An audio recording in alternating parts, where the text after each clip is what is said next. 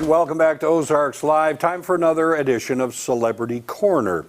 Sad news today in Hollywood. Yeah. Actor Sidney Poitier passed away at the age of 94 earlier today in the Bahamas.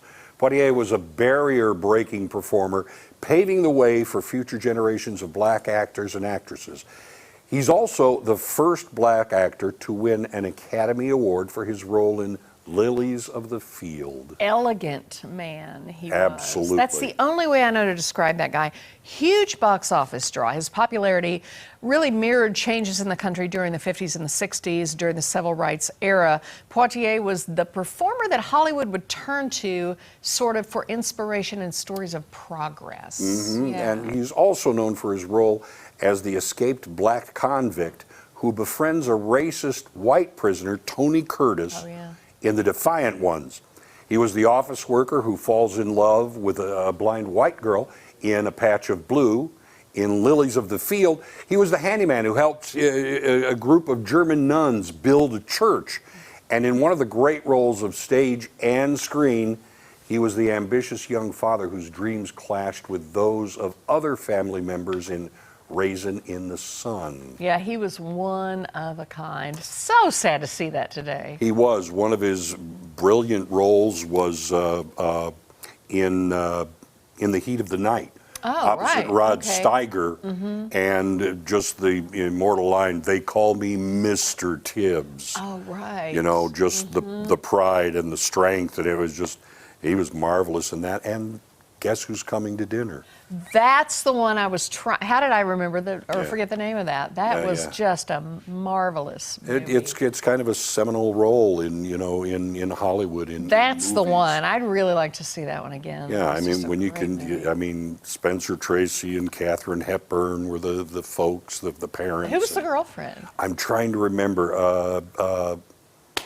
It wasn't Anne Margaret, was it? No, it wasn't. No. I should have researched this. Yeah. I forget. I'm sorry. I forget. But it was an incredible movie. Oh, what a movie. Yeah. Absolutely. By the way, E.T. will have much more on Sidney Poitier's life and legacy coming up tonight after the news at 6:30. So that would be worth watching for sure. Betty White and now Sidney Poitier. I know. Wow, a good bit of Hollywood is just gone. So sad. All right.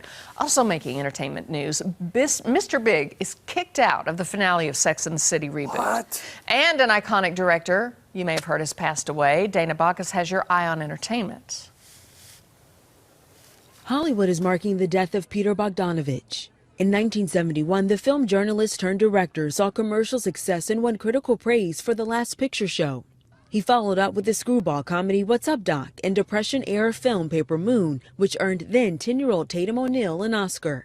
Bogdanovich died of natural causes at his home in Los Angeles. He was 82. Moving company bosses Omar Solomon and Nick Friedman returned to their roots as movers and haulers in tonight's season premiere of Undercover Boss. This is 10 times harder than the boardroom. The founders of College Hunks Hauling Junk and Moving go on separate missions to make sure their company's foundation is strong enough for future expansion. Go ahead and wrap that one up. Let's see what you got here. How do you get this thing? Oh.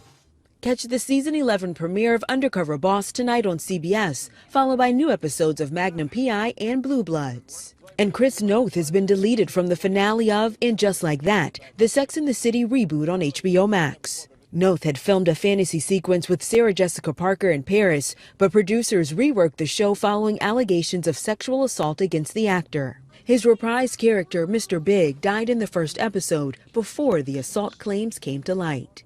That's your eye on entertainment. Danya Bacchus, CBS News, Los Angeles. Wow, that really